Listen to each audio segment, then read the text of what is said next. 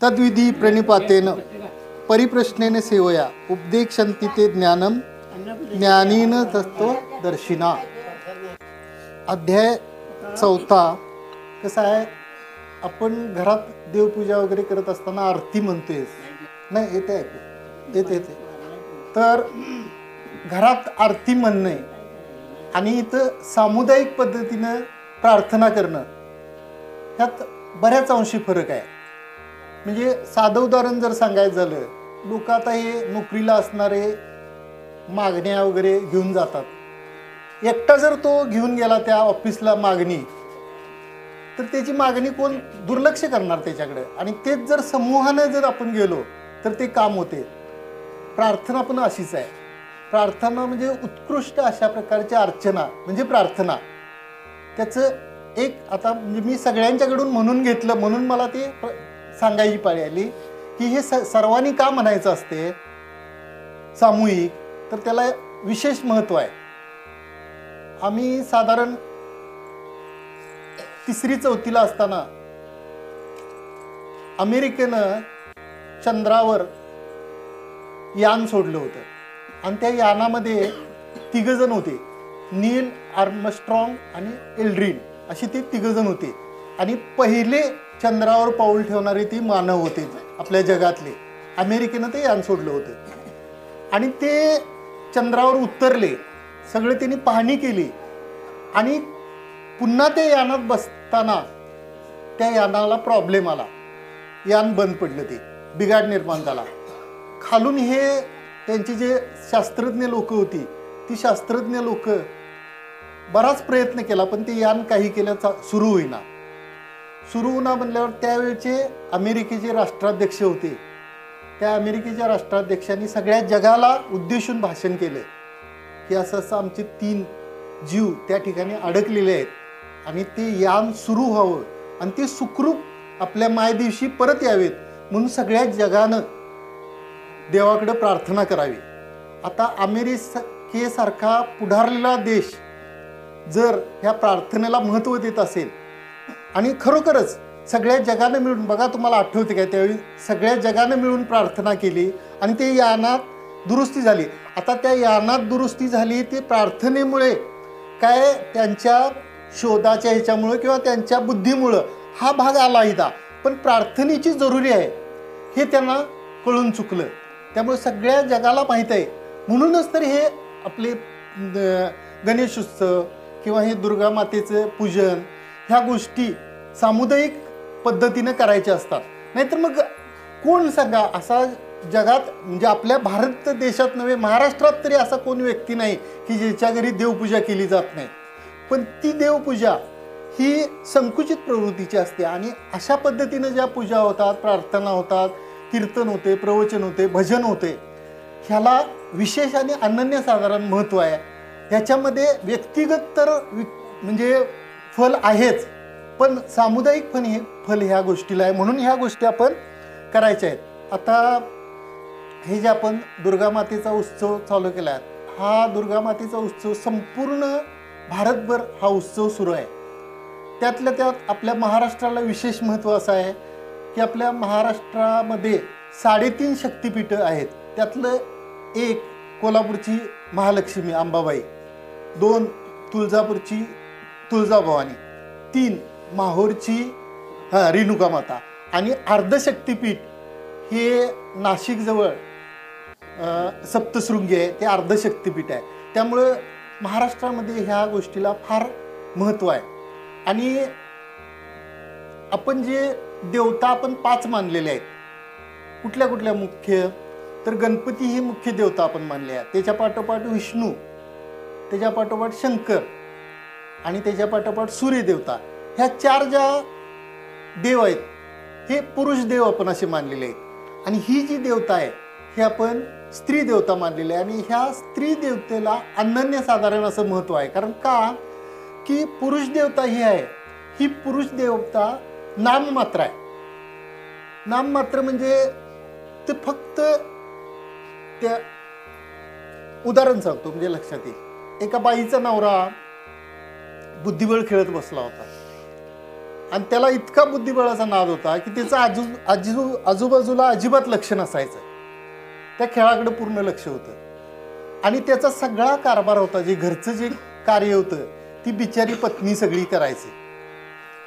पण ती कशी करायची की ह्याला विचारल्याशिवाय काहीही करायची नाही. एकदा काय झालं की त्यांच्या घरात नेमाची जी वार्षिक पूजा होती ती वार्षिक पूजा 2 दिवसावर आली होती आणि ती महिला गेली. तर हा बुद्धिबळात मग्न होता, खेळात मग्न होता. मग हिनं त्यांना नवऱ्याला सांगितलं की आपल्याकडे 2 दिवसावर आपली वार्षिक पूजा जी आहे सत्यनारायणची पूजा, ती सत्यनारायणची पूजा घालायची आहे आणि ती सत्यनारायणची पूजा करायची आणि ती पूजा करूया काय. तर ह्यानं त्या महिलेकडे आपल्या पत्नीकडे बघितलं सुद्धा नाही. फक्त म्हणलं बरं आणि परत आपलं खेळायला चालू. मग तिनं आपलं सगळं शेजारून गल्लीतून आपलं सगळं साहित्य आणलं, किराणा दुकानदारातनं कडून सगळं साहित्य आणलं आणि सगळं करून यथासांग पूजा पार पडली. त्या पूजेचं जे सर्व काय कारोबार होता त्या महिलेनं करून ती पूजा यथासांग पार पडली. पार पडल्यानंतर 3-4 दिवसानंतर तो जो दुकानदार होता किराणा मालचा त्यानं ते टिप्पण पाठवलं की एवढं तुमच्या पत्नीनं साहित्य नेले आणि ते बिल अजून द्यायला नाही. मग ह्यो बायकोला म्हणला ही पूजा म्हणले तुला कुणी करायला सांगितले ते. तर म्हणले तुम्ही बुद्धिबळ खेळत होता आणि तुम्ही फक्त हू म्हणला, तुम्ही जर नको म्हणला असता तर मी काही केलं नसतं. तसे हे जे देव आपले आहेत हे देव प्रत्यक्षात काहीच करत नाहीत, ते अधिष्ठान फक्त आहेत, फक्त सत्ता त्यांची आहे. पण करणारी जी आहे ती करणारी ही पूर्णपणे आपली माता आहे आणि हिला माऊली म्हणले. म्हणजे तिची वेगवेगळी नावं आहेत, कोण महाकाली म्हणते, कोण भवानी माता म्हणते. पण सगळं जे कार्य आहे, शक्ती जी आहे ती शक्ती पूर्ण ह्या आईची आहे आणि तिच्या फक्त नाम मात्र सत्ता जी आहे ती देवाला आहे आणि करणारी जी आहे शक्ती जी आहे ती शक्ती ही माता आहे, अधिमाया आहे ती. किंवा आपण जे ब्रह्ममायेचा संबंध म्हणतो, अगदी म्हणजे ह्याच्यात जायचं झालं, म्हणजे आमच्या ज्ञानेश्वरी वगैरे इकडे जायचं झालं तर ब्रह्ममायेचा संबंध, ब्रह्म काहीच करत नाही, ती सगळं करत असते, ती ही माया करत असते, फक्त त्याच्या सत्तेवर करत असते. सत्ता त्यानं काढून घेतलं तर तिचं मात्र काय चालत नाही. पण ही जी माया आहे ही आपली जी ही माया नाही आहे, ही देवीच आहे. देवा इतकंच तिच्याकडं ताकद आहे, म्हणजे तो पूर्णपणे तिचा अधिकार आहे. अशी ही जी स्त्री शक्ती आहे ह्या स्त्री शक्तीचा गौरव करण्यासाठी ही आपले आजची जी किंवा हे 8 दिवसाचा आपला जो हे आहे नवरात्र उत्सव आहे, तो नवरात्र उत्सव खास करून त्यासाठी स्त्री शक्तीला मान मिळावा म्हणून थोडक्यात हे आपला हा उत्सव आहे. कारण काय झाले की आपली संपूर्ण संस्कृती ही पुरुषप्रधान जरी असली, बघा एखाद्या घरात जर स्त्री नसेल तर त्या संसाराची कशी वाताहत झालेली दिसते आणि तेच किती लाखोपती तो असू दे, पण त्या घरात जर स्त्री नसेल तर तो संसार असा म्हणजे पूर्ण विस्कळीत असतो तो संसार. म्हणून आता ह्याच्यात सुद्धा की जी घरामध्ये कुमारिका असते, आता त्या कुमारिकाला पूर्णपणे उपवास करायला सांगतात आणि उपवास करून सांगण्याचं कारण काय की ती कुमारिका आहे ती लग्न होऊन आपल्या सासरवाडीकडे जाणार असते आणि ती दोन्ही घराचा तिनं उद्धार करावा म्हणून तिच्यावर ते संस्कार, पूर्ण देवीचे संस्कार तिच्यावर घडवले जातात.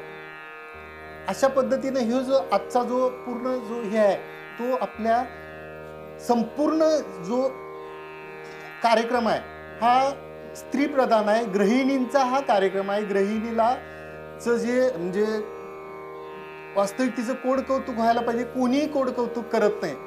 साधी गोष्ट आहे, एखाद्या स्त्रीला जर नवऱ्याविषयी काय विचारलं तर ती इतकं फुलवून सांगते की माझा नवरा असा आहे, माझा नवरा तसा आहे, पूर्णपणे सांगते. आणि तेच जर उलट आपण एखाद्या पुरुषाला काय विचारलं तर बायकोची जेवढी म्हणून टिंगल करता येईल तेवढी तो करत असतो. म्हणजे आपलं हे दुर्दैव आहे. काही सज्जन पुरुष आपल्या पत्नीची नाही टिंगल करणार, पण जनरली जर बघितलं तर पत्नीविषयी आपलं म्हणजे की नाही की असं चेष्टात्मक असं बोलत असतात, पण खऱ्या अर्थानं जे आपला हा चालू म्हणजे हे जे संसाराचा जो गाडा चाललेला आहे तो पूर्णपणे स्त्री शक्तीला धरून चाललेला आहे.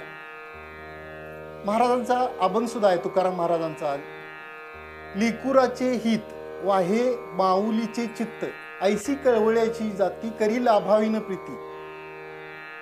ह्या ठिकाणी लेकुराचं हित, घरातली जी आई असती ती आपल्या लेकराचं हित करते, आणि ही जी आपली जगन्माता आहे ही संपूर्ण जगाचं हित सांभाळण्याचं कार्य करते.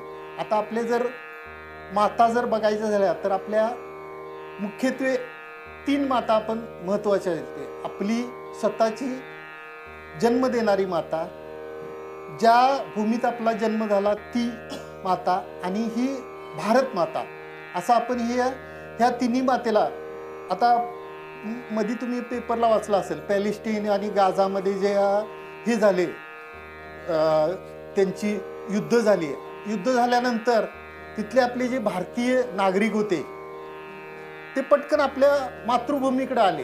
का मातृभूमीकडे आले तर एकच अशी आपली ही मातृभूमी अशी आहे की ज्या ठिकाणी आपली सुरक्षितता जाणं होते की बाबा आपण भारतात आलो तर आपण सुरक्षित राहतो. त्यांनी सगळं सोडून ते इकडं आले. का तर ह्या आपल्या मातृभूमीचं त्यांना सुरक्षितता आहे.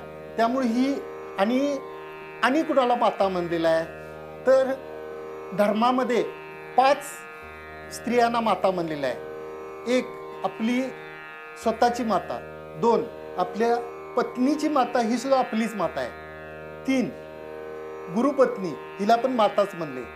त्याशिवाय आपले जी मित्राची पत्नी आहे, म्हणजे मी आमचं सांगत नाही, मित्राच्या पत्नीला माता असं मानलेलं आहे. आणि आपली जी राजाची पत्नी आहे, आता आपल्याकडे काय आता राजे रजवाडे नाहीत, पण जे आपले आता समजा गावाचे आपले जे मुख्य आहेत त्यांची पत्नी ही आपल्या गावाची माताच असते.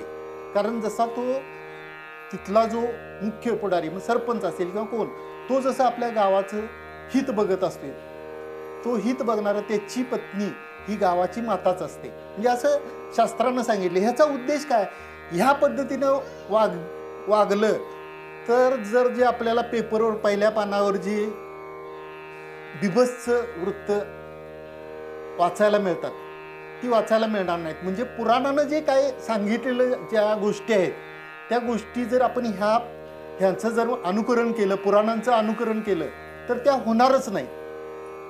आपण ह्या माध्यमातून ह्या गोष्टी आपण घडवू शकतोय. म्हणून तर हे आपण सप्ते, हे नवरात्र उत्सव वगैरे असे हे करायचे असतात. आता थोडंसं आपण ह्या ओवीकडे वळूया. आता काय म्हणलंय की लेकुराचे हित वाहे माऊलीचे चित्त, ऐशी कळवळ्याची जाती करीला अभावीन प्रीती. मग आता खरं बघायला गेलं तर आपला जर संप्रदाय वारकरी संप्रदायात जर बघितलं, वारकरी संप्रदायाला हे कोण ह्यात असेल तर पटकन त्याला पटल. तर खरी आपली माता कोण आहे तर खरी माता आपली जर बघितली तर खरी माता ही आपली संत लोक आहेत. कारण खऱ्या अर्थानं आपल्याला जर जीवन जगावं कसं, आपली म्हणजे आपण काय नावं ठेवत नाही, आपली जे आईवडील आहेत ते आईवडील थोडासा का असना त्यांचा स्वार्थ असू शकतोय, म्हणजे आहे असं मी म्हणत नाही, असू शकतोय काही अंशानं. पण हे जे संत लोक आहेत ह्या संतांनी जो आपल्यासाठी जे काही साहित्य निर्मिती केली आहे त्या साहित्य निर्मिती केवळ आणि केवळ आपल्या हितासाठी करते, आणि ती खऱ्या अर्थानं आपली माता आहे. कारण का जगावं कसं, हित कशात आहे, अहित कशात आहे, देव म्हणजे काय, पूजा कशाची करायची, हे सांगणारे एकमेव काय असेल तर संत साहित्य आहे. आपल्या ज्ञानेश्वरीत उभी आली, परी अहितापासून काढती हित देऊनी वाढवती, नाही गा श्रुती परुती माऊली जगा. श्रुती म्हणजे काय, श्रुती म्हणजे थोडक्यात हे आपले ग्रंथ, म्हणजे आपला ज्ञानेश्वरी असू दे, एकनाथी भागवत असू दे किंवा तुकाराम गाथा असू दे, हे जे ग्रंथ आहेत ही ग्रंथच खऱ्या अर्थानं आपली माता आहे.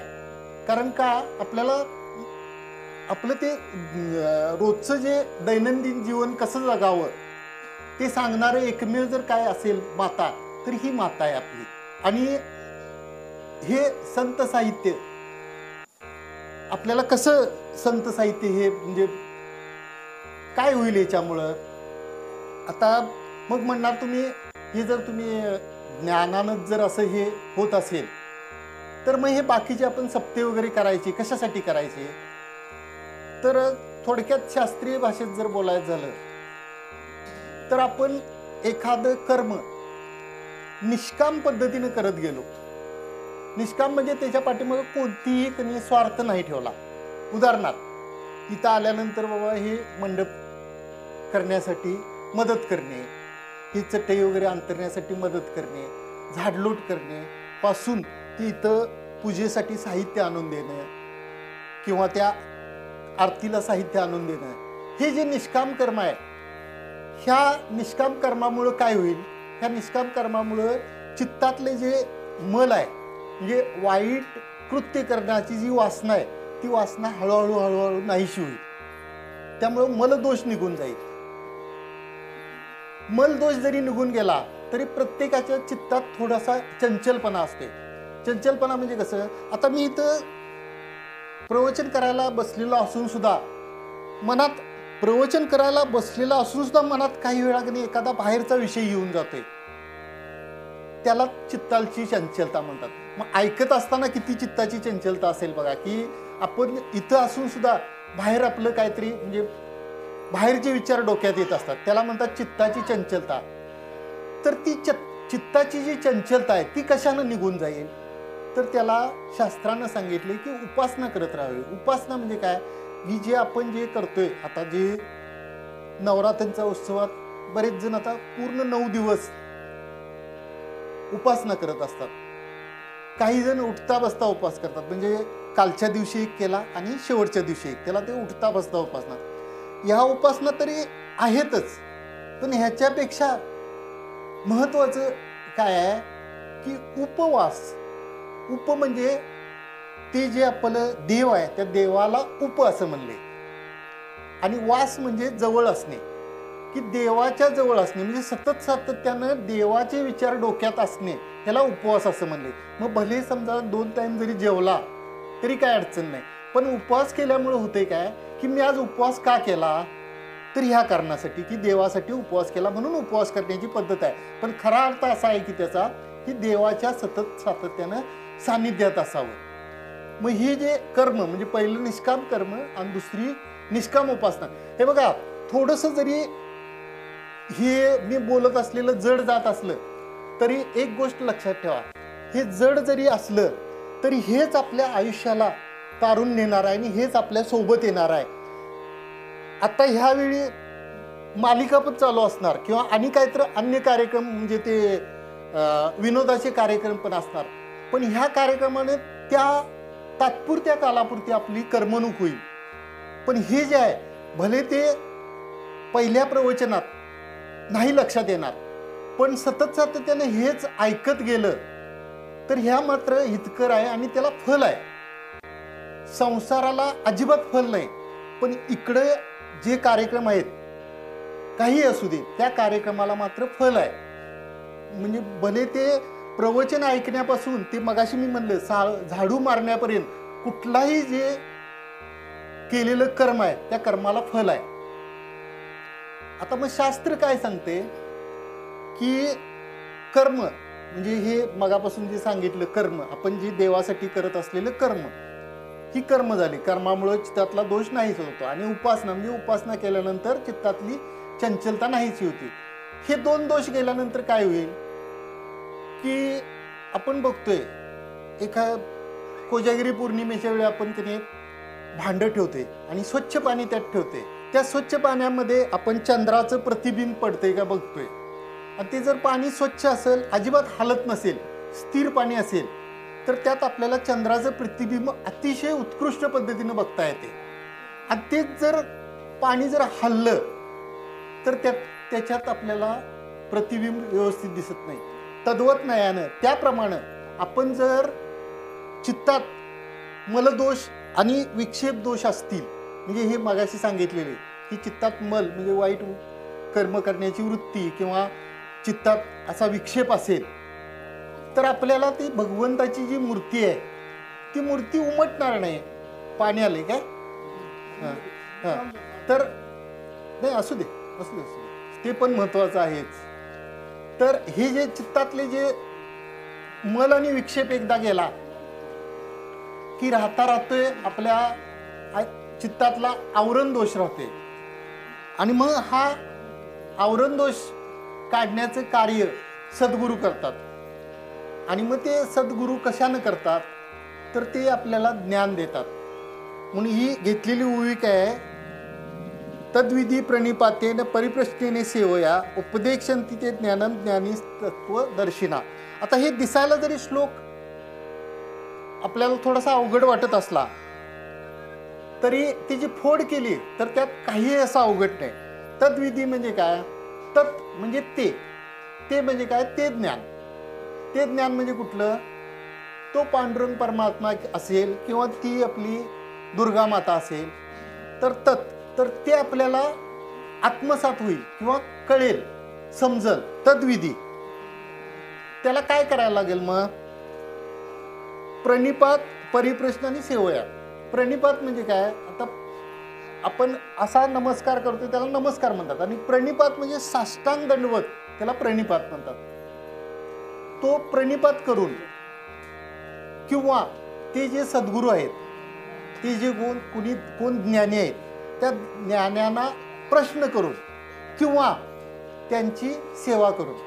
आता पूर्वी हे गोष्ट सेवा वगैरे हा भाव होता. म्हणजे कसं की पूर्वी 4 आश्रम असायचे आणि त्यातल्या त्या ब्रह्मचर्य आश्रमामध्ये विद्यार्जन करणं एवढंच त्या 25 वर्षात पहिल्या त्यानं तेच करायचं की घोकावी अक्षरे विद्यार्जन करायचं आणि राहिलेल्या वेळेत त्या सद्गुरूंचं तनू मनू जीवे म्हणजे त्यांची सेवा करायची. तनानं कशी की त्यांचं बाबा कपडे धुवणे किंवा त्यांना म्हणजे त्यांच्या विश्रांतीच्या वेळा त्यांचे पाय दाबणे.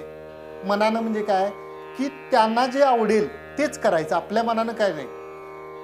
आणि मग असं केल्यानंतर काय होणार? ही सेवा करायची. आणि मग त्यातल्या निम्म्या हे काय आपल्याला साधकाला ह्या 3 गोष्टी करायला सांगितल्या. कुठल्या? की प्रणिपात म्हणजे साष्टांग दंडवत घालणे, परिप्रश्नेने प्रश्न विचारणे आणि सेवा करणे. आणि मग त्यामुळं निम्म्या श्लोकात काय सांगितले? उपदेक्षन्ति ते ज्ञानम ज्ञानिनस तत्वदर्शिना. म्हणजे ते मग सद्गुरू ती ज्यांना ह्या ज्ञान माहीत आहे ते काय करतील की आपल्याला त्या बंद मोक्ष म्हणजे आपण जे आता बंधनात अडकलोय, खरोखर आपण बंधनात नाही आहे. कारण आपण आणि देव ह्याच्यात काही फरक नाही आहे. कारण देवाला आपल्याला सगळ्यांना माहीत आहे की एकलेना कंठवीना, देवाला एकट्याला म्हणजे कर्मना, म्हणून देवानंच आपल्यासारख्या मूर्ती तयार केल्या. त्यामुळे मामेव अंश जीव लोके, देवाचा जो संपूर्ण अंश आहे तो आपल्यात आहेच. फक्त कसं आहे ती जे मी देव कसा असेल प्रत्येकाला वाटते. म्हणजे सांगणारे सांगतात की तू देव आहेस. प्रत्येक प्रवचनकार कीर्तनकार हेच सांगतोय की तुम्ही देवाचा अंश आहेस, देव तुम्हाला बाहेर शोधायची गरज नाही. पण आपल्याला कायम शंका येत राहते की मी देव असेन कसा?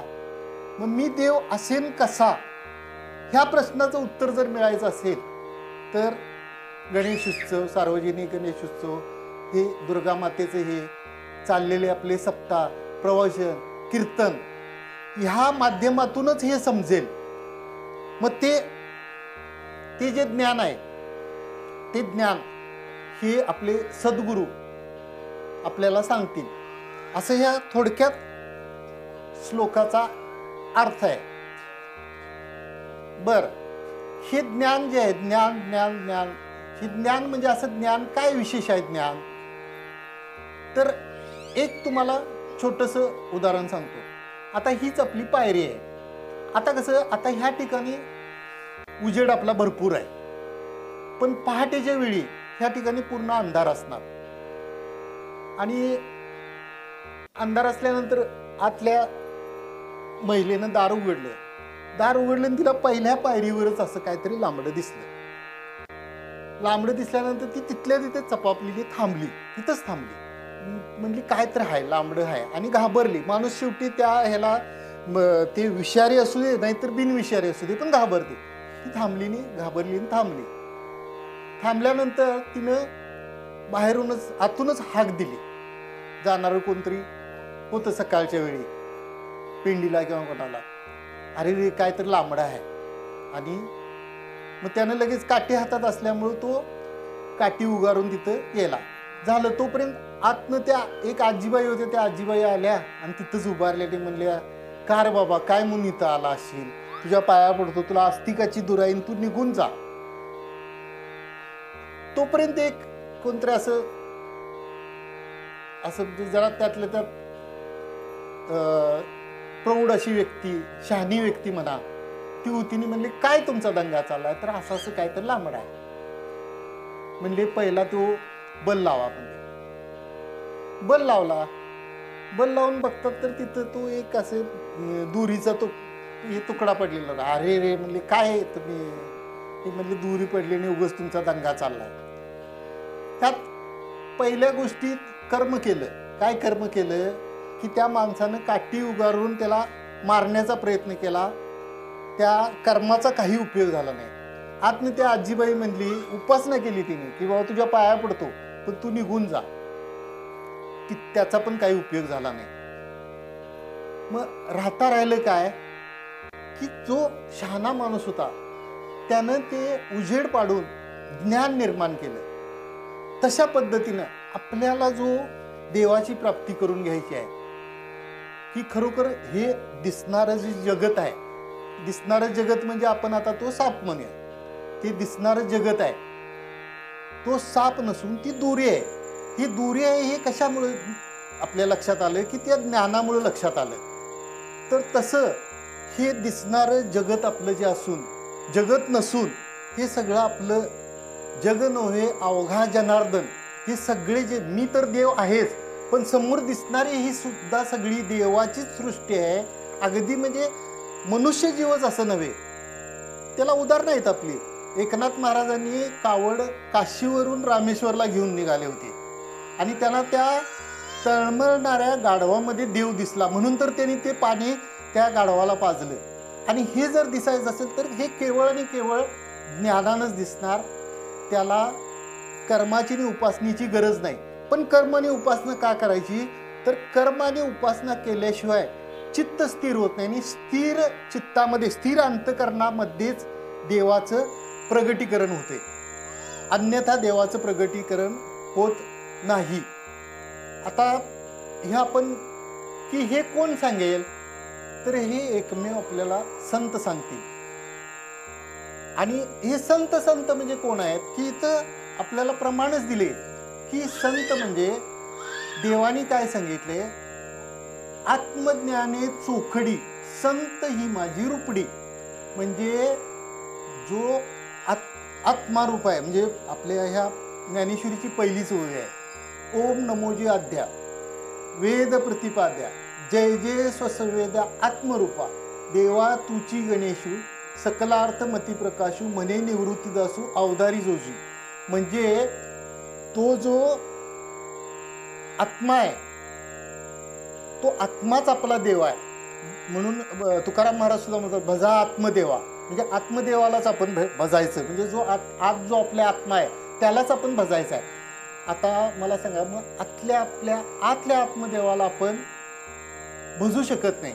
कारण का, तो निर्गुण आहे. निर्गुण म्हणजे कसा, न दिसणारा. म्हणून एकनाथ महाराजांनी बघा, अनादी निर्गुण प्रगटली ही भवानी, आईचा जोगवा जोगवा मागे ना आईचा जोगवा. तर ही जी अंबा माता आहे ही सुद्धा कशी आहे, अनादी आहे. अनादी म्हणजे कसं, ज्याचा किती मागणं आले ते सांगू शकत नाही, त्याला अनादी असा शब्द घातला. ही अनादी आहे आणि ही अनादी निर्गुण आहे. निर्गुण म्हणजे कशी, न दिसणारी. पण संतांनी आपल्या तिला प्रगट केली, प्रगटली भवानी. भवानी म्हणजे आपण ह्या दुर्गामातेलाच भवानी असं त्यांनी रूपक केले एकनाथ महाराजांनी. तसा हा आपला जो आत्मदेव आहे, त्या आत्मदेवाला आपण भजायचं झालं तर त्याला काय तर रूपक करायला लागते. मग आता आपण रूपक काय केलं तर हे भवानी मातेचं केलं, दुर्गा मातेचं केलं. ही दुर्गा मातेची पूजा नसून ही आपल्या आत्मदेवाची पूजा आहे. हे आत्मदेवाची पूजा, आत्मदेव म्हणजेच ते संत आहेत. कारण का म्हणले, आत्मदेवाने चोखडी संत माझी रुपडी. मग हे संत जे आहेत, हे संतच आपल्याला, हे आपल्यातला जो आत्मरूप गणेश आहे, त्या आत्मरूप गणेश आपला कसा आहे आणि आत्मरूप गणेश आपल्या जवळच कसा आहे आणि बाहेर जायची काही गरज नाही. म्हणजे ठाईचं बैसोनी करा एक चित्त आवडी अनंत आळवावा, ही जे सांगितले महाराजांनी की बाहेर कुठं जायची काय गरज नाही. ठाईचं बैसोनी करा एक चित्त आवडी अनंत आळवावा, रामकृष्ण हरी विठ्ठल केशवा मंत्र जपावा सर्व काळ, याविन असता अनेक साधन तुका म्हणे येतो शहाणा. मला सांगायचं काय, शहाणा तो धनी घेतो येते. आता जो शहाणा जो आहे की नाही, ते शहाणं होण्यासाठी. पण हे कुणासाठी आहे, पटकन आपल्या पहिल्या दणक्यात हे लक्षात येणार नाही की बाबा मीच देव आहे, त्याला शहाणं व्हायला लागेल. मग शहाणं व्हायसाठी काय करायचं आहे, तर शहाणं व्हायसाठी हेच करायचं आहे. हेच करायचं म्हणजे हेच ऐकायचं, हेच बोलायचं आणि हेच करायचं. तुम्ही म्हणणार मग हेच करत बसलो तर खायचं काय, तर आपल्या कर्माचा आणि ह्या गोष्टीचा काडी मात्र काही संबंध येत नाही. कुठल्याही संतांनी आपलं कर्म टाकलेलं नाही. आणि त्याचं सर्वात चांगलं उदाहरण कोण असेल तर संत सावतामाळी आहे. सावतामाळी हे कधीही पंढरपूरला गेले नाहीत. सावतामाळींनी कांदा मुळा भाजी अवघी विटाई माझी त्या भाजीपाल्यामध्येच आपला देव मानला. आणि ते बघायला ते आपल्या नामदेव महाराजांना आणि ज्ञानेश्वर महाराजांना त्यांच्याबद्दल अक्षरशः हे झालं की हे संत कसले आहेत बघायला तर जाऊया. आणि त्यांनी उलट त्यांची परीक्षा घ्यायची ठरवली. तुम्हाला सगळ्यांना माहीत आहे की देव शेवटी पळत आले आणि म्हणले आपल्या देवाचं म्हणले परीक्षा तरी घेऊया, की माझ्या पाठीमागं म्हणले 2 चोर लागले.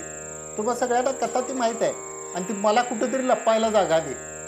तर कोण, तर एक म्हणजे नाम घेणार आहे आणि एक ज्ञानवाला आहे आणि एक नामवाला आहे.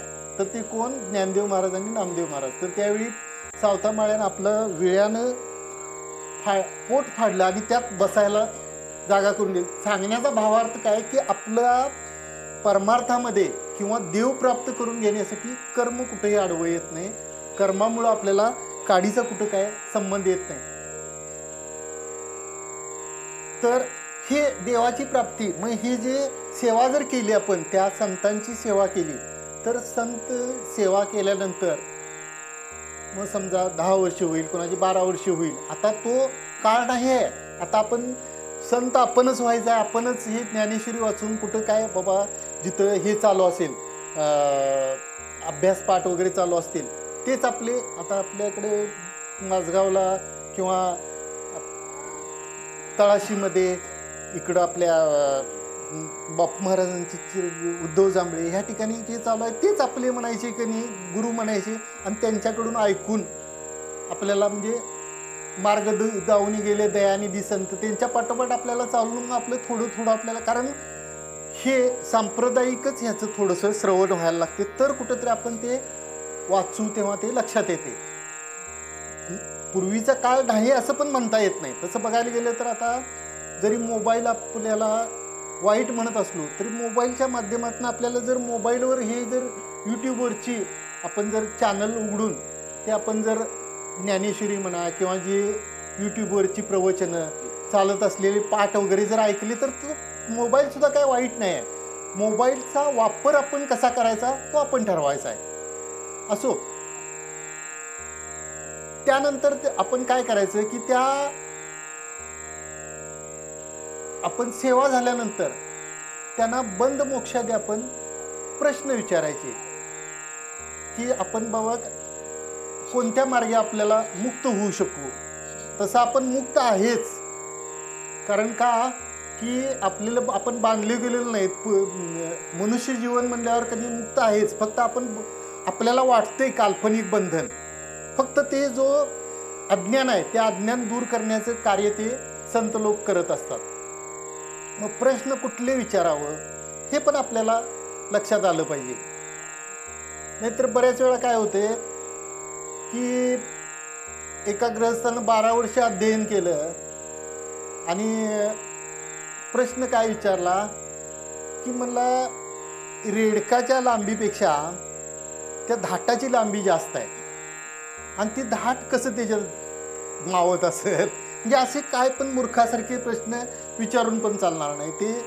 किंवा आपले शाहीर लोक सुद्धा, ह्यात शाहीर कोण असलं तर हे करू नका, शाहीर लोक सुद्धा, शाहीर आणि आपल्या संप्रदाय ह्यात थोडा काय फरक आहे की शाहीर हे प्रश्न उत्तर करतात आणि ते प्रश्न विचारणाऱ्याला त्याचं उत्तर माहीत असते. आणि आपल्या ह्याच्यात कसं आहे, शंका समाधान आहे. शंका विचारणाऱ्याला त्याचं समाधान म्हणजे उत्तर माहीत असेलच असं नाही, हा आपल्याकडे शंका समाधान हा भाग असतो. एका शाहिरानं असंच मला विचारलं आहे की म्हटले तुम्हाला अहिरावण महिरावण माहीत आहेत काय? तर म्हणलं माहीत आहेत काय, अहिरावण महिरावण माहीत आहेत. म्हणलं रामायणात वाचलंय म्हणलं. मग त्या अहिरावण महिरावणाचा पराभव कुणी केला? तर म्हणलं मकरध्वजानं केला. मकरध्वज म्हणजे हनुमानाचा पुत्र. आता म्हणले प्रश्न तुम्हाला असा विचारतो, गमतीदार प्रश्न आहे, चांगला पण आहे की म्हणले हनुमानाला पुत्र झाला तो कसा झाला? तर म्हणलं तो उड्डाण करून निघाला होता आणि त्या सरोवरात मगर होती आणि त्या मगरीनं हनुमंताचा घाम गिळला आणि घाम गिळल्यानंतर त्या मगरीला गर्भधारणा झाली आणि गर्भधारणा झाल्यानंतर तिच्या पोटी जो जन्माला आला तो मकरध्वज. मकर म्हणजे मगर आणि ध्वज म्हणजे ध्वजावर कायम हनुमान असतो म्हणजे ध्वज, असा तो मकरध्वज. म्हणले हा कालावधी 6 महिन्याचा आणि 6 महिन्यात अहिरावण महिरावण म्हणजे रावणाचे भाऊ, ह्या रावणाच्या भावांच्या बरोबर युद्ध करून त्यांना कसं पराभूत केलं सांगा मला. म्हणजे ह्याचं उत्तर मी म्हणलं तुम्हाला प्रणिपात करतो, म्हणलं मला याचं उत्तर माहीत नाही, तुम्हीच शाहीर आहे तुम्ही सांगा. उत्तर अगदी योग्य आहे त्यांचं की आपला जो गर्भधारणा असते ती 9 महिने 9 दिवसाची असते, म्हणजे साधारण 9 महिने 8 ते 9 महिने ह्या पिरियडमध्ये असते. पण माकडिणीची गर्भधारणा जी असते ती 3 महिन्याची असते. मग मी त्यांना उलट प्रश्न केला, बरोबर आहे म्हणलं 3 महिन्याचं बरोबर आहे म्हणलं, पण म्हणलं 3 महिन्याच्या एवढ्या बालकानं म्हणलं त्यांच्याबरोबर युद्ध कसं काय केलं? तर म्हणला तो पुत्र कुणाचा होता? तो हनुमंतरायाचा पुत्र होता. हनुमंतराय सुद्धा जन्माला ज्यावेळी आले ते जन्माला आल्याबरोबर अंजनीच्या पोटात जे आले ते सूर्याला सरळ गिळायला गेले आणि त्यावेळी ते तुम्हाला माहिती आहे असं तोंड लाल बुद्ध झालं, त्याला वाटलं फळच काय तर आहे, त्याचा पुत्र तसाच असणार पराक्रमी. म्हणलं महाराज बरोबर आहे म्हणलं. म्हणजे असे पण आडवे तिडवे प्रश्न विचारणारे असतात, पण हे आपल्या ह्याच्यात बसत नाही. कारण या प्रश्नांमधून आपलं काही हित साधणार आहे का? एक म्हणजे माहिती म्हणून झाली, पण प्रश्न कशा पद्धतीने विचारावेत की बंद मोक्षादी प्रश्न विचारावेत की मी थोडक्या वेळेत मी मुक्त कसा होईल आणि हे कसं होईल. असू दे, एक 5 मिनिटात मी आपल्याला आता हे मुक्त कसा होईल आपल्या म्हणजे ह्याच्यातून जन्म मरणाचं जे हे आहे कोड आहे आणि सगळ्यांना जे आपल्याला भवरोग म्हणजे कसं की प्रत्येकाला जे भीती जी आहे ती भीती आहे ती मरणाची भीती आहे. पण एकदा जर की आपल्याला समजलं की जन्म आणि मरण हे शरीराला आहे, म्हणजे आपण अगदी सगळ्यांचं ऐकत आलोय की मी हा माझ्यापासून वेगळा आहे. म्हणजे कसं की एखाद्याचं बोटाला खुरपं लागलं तर त्याचं बोट दुखते, आपण म्हणताना काय म्हणतोय की माझ्या बोटाला वेदना होतात. डोकं दुखत असेल तर माझ्या डोक्याला वेदना होतात. इतकंच काय, संपूर्ण शरीर जर ठणकत असेल तर तो काय म्हणतोय की माझं शरीर ठणकते. म्हणजे मी हा माझ्यापासून वेगळा आहे. मग आतला जो मी आहे तो मी हा कधीही जाणारा नाही. मग जाणारं काय, तर जाणारं आहे हे शरीर आहे. म्हणजे कसं त्याला संस्कृत श्लोक आहे, वासंसी जीर्णानी किंवा जैसे जीर्ण वस्त्र सांडी, जे नूतन दवडीचे म्हणजे आपण फाटलेला शर्ट काढून टाकतोय आणि दुसरा शर्ट घालतोय म्हणजे नवीन शर्ट परिधान करतोय. तसं हे आपलं शरीर सुद्धा शरीर जाणार येणार आहे, आपलं जे आतलं ते आत्मस्वरूप आहे ते आत्मस्वरूप कायम अमर आहे. आणि आपण तरी म्हणजे या क्षेत्रात पडलेल्या सगळ्यांनी अगदी छातीला हात लावून सांगायचं की मी अमर आहे. कारण हा जर अभ्यास केला तर आपल्याला पटत जाते की मरण जे आहे किंवा जे जाणं येणं आहे ते शरीराला आहे. मग पुढचा ध्येय कदाचित म्हणजे नाही मिळेल समजा जर आपल्या हातून. पण ह्या मार्गावर जे आहेत म्हणजे ह्या मंडपाखाली जे आहेत त्यांचा तर उद्धार कदाचित ते कधी म्हणजे हे होणार नाही. म्हणजे कसं की मुक्त भले होणार नाही, पण पुढचा जन्म मिळून त्या मार्गावर जाईल. आणि आत्तापेक्षा त्यांची म्हणजे आज निदान श्रवण करणारे आहेत, उद्या ते संत होऊ शकतील. कारण त्या मार्गावर त्या मार्गाचं ते वैशिष्ट्यच आहे की ह्या मार्गाला पूर्णतः फल आहे. असो तर हे फक्त कोण सांगू शकतील तर संतच सांगू शकतील. आणि त्यासाठी काय करायला पाहिजे, त्यांना प्रश्न विचारायला पाहिजे, सेवा करायला पाहिजे त्यांची, आणि प्रणिपात करायला पाहिजे. आता हे सगळं आपण आता हे ऐकत आलोय. आपण सगळ्यांना की नाही हा पण एक जो दुर्गा मातेचा आहे हा एक अवतारच आहे.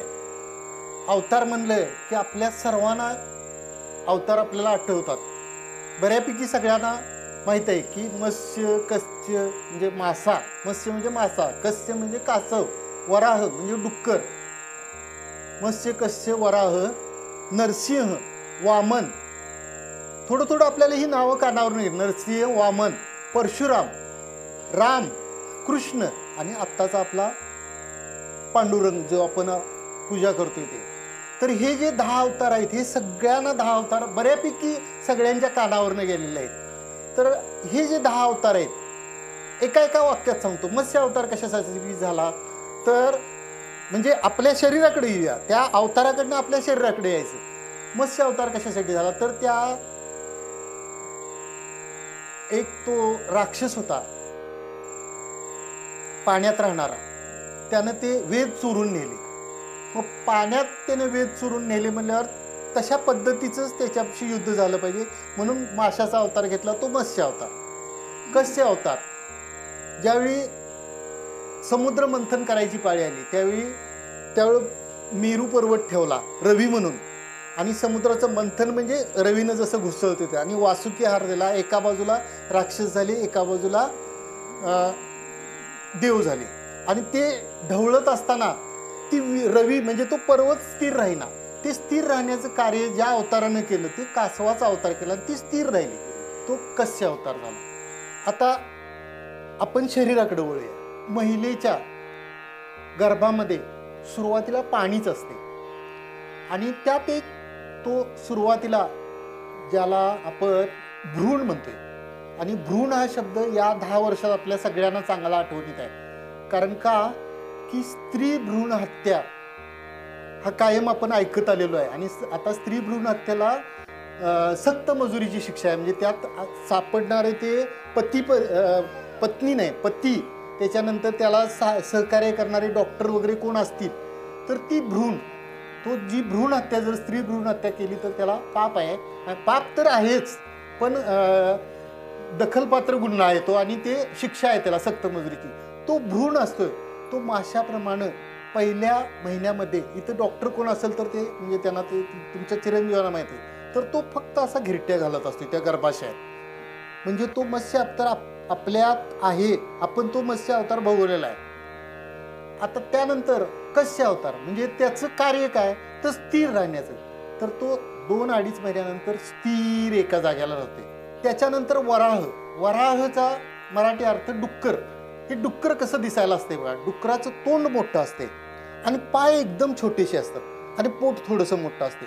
पण बघायला गेलं तर तोंड अगदी डुकरासारखं असते. आणि ते जर बघितलं, त्याचा जर फोटो काढला आपल्या त्या ह्याच्याद्वारे सोनोग्राफीमध्ये, तर त्याचा जर आकार बघितला तर करेक्ट डुकरासारखा असते. म्हणजे तो वराह अवतार आपण भोगलेला आहे, मत्स्य कस्य वराह. त्यानंतरचा जो अवतार आहे तो नरसिंह. तर नरसिंह अवतार हा कशासाठी झाला आपल्याला सगळ्यांना माहिती आहे. हिरण्यकशिपूची कथा, भक्त प्रल्हादाचा वडील अतिशय छळलं त्या प्रल्हादाला, आणि त्या प्रल्हादाचा नाश करण्यासाठी जो अवतार धारण करावा लागला तो नरसिंह अवतार आहे. तर त्या नरसिंह अवतारात एवढा बिभत्स अवतार होता तो की त्याचा चेहरा माणसासारखा होता आणि खालचे सगळे अवयव प्राण्यासारखे होते, सिंहासारखे होते. आणि त्याने चिडून, तो कथा मी पूर्ण सांगत नाही, आपल्याला तेवढा वेळ नाही, त्यानं असं पोट फाडलं त्या ह्याचं हिरण्यकशिपूचं. आणि त्याच्यातल्या आतडी कोतळा वगैरे सगळे जे लांब लचक होती ती अशा अंगावर टाकली, रक्तयुक्त असं तोंडाला लागले होतं. आपण जो गर्भाशयातून जे बालक बाहेर येते, म्हणजे आपण सगळे त्यातनं आलेलं आहे, ती जी अवस्था आहे, ती जे इथं जे सुईन वगैरे असेल तिला माहीत आहे असणार. तर तो जो नरसिंहाचा अवतार आहे, तो नरसिंह अवताराने त्या बालकाची अवस्था, म्हणजे तो अवतारही आपण भोगलेला आहे. वामन अवतार म्हणजे आपल्या जन्माला आलेल्या मूल ते 9 वर्षाचं मूल हे वामन अवतारासारखं आहे. वामन अवतार म्हणजे दिसायला अगदी गोंडस, कोण अगदी फौजदार जरी असू दे आणि दंगा रोखायला निघालेला असू दे आणि पोरग त्याच्या पायाला मिठी मारू दे, लहान बाळ, त्याचा राग पूर्ण शांत होणार, त्याला चॉकलेट देणार आणि मग तो पुढे जाणार, असा जो वामन अवतार आहे, म्हणजे दिसायला अगदी गोंडस अवतार, हा अवतार आपल्या सगळ्यांनी भोगलेला आहे. आणि त्यानंतरचा जो आहे अवतार आहे तो परशुराम अवतार. ह्या परशुरामानं काय केलं तर परशुरामानं आपली ही पृथ्वी जी आहे ती 21 वेळांनी क्षत्रिय केली होती. त्याचा चेहरा असा उग्र, दाढी वाढलेली आणि असा क्रोध आणि अंगात लात मारीन तिथं पाणी काढीन, ही जी क्रिया आहे ती 9 वर्ष ते 20 वर्षापर्यंत असते.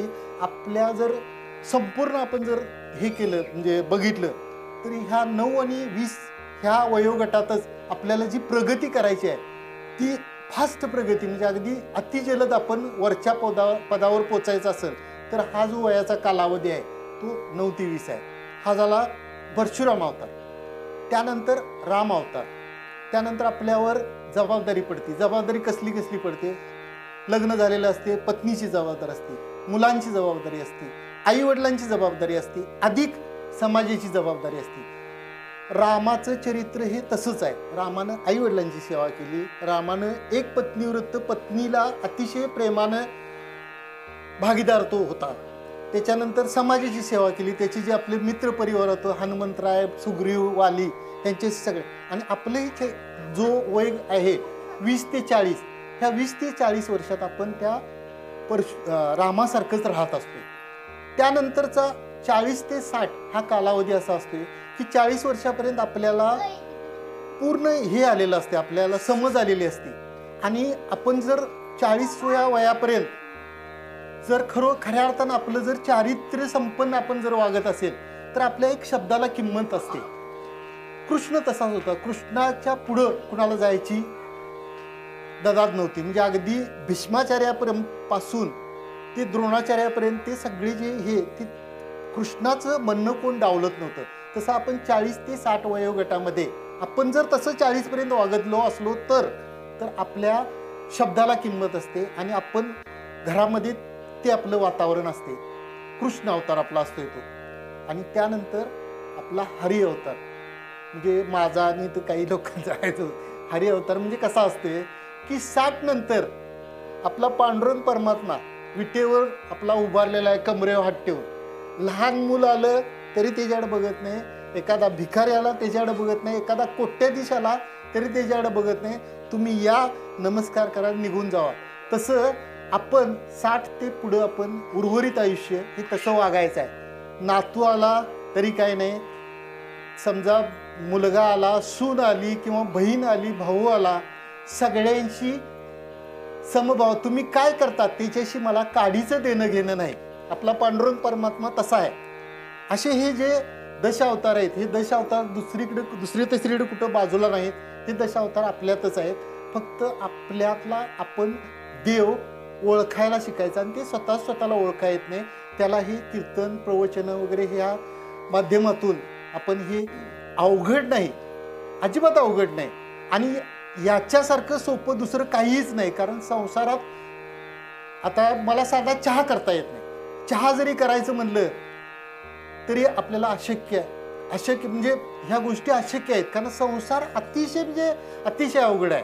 आणि त्या मानानं हा परमार्थ आहे, हा परमार्थ सोपा आहे. आणि परमार्थ हा पूर्णपणे करायची गोष्ट नाही, इथं विचाराचा परमार्थ आहे.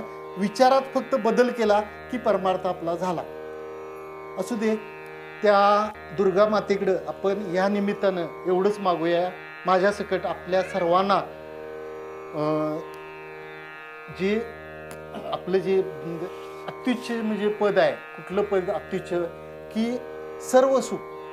आणि ते सर्व सुख आहे, सर्व सुखाच्या अगर बाप रखमा देव, सर्व सुखाच्या अगर म्हणे नरहरी सोनार, सर्व सुखाच्या अगर जनी म्हणे सारंगर. ते सर्व सुख आपल्याला सगळ्यांना, माझ्यासह आपल्या सर्वांना मिळावं असं त्या दुर्गा मातेकडे प्रार्थना करून झालेली सेवा तुमच्या चरणी अर्पण करतो. कुंडली कवरता हरित ज्ञानदेव तुकाराम.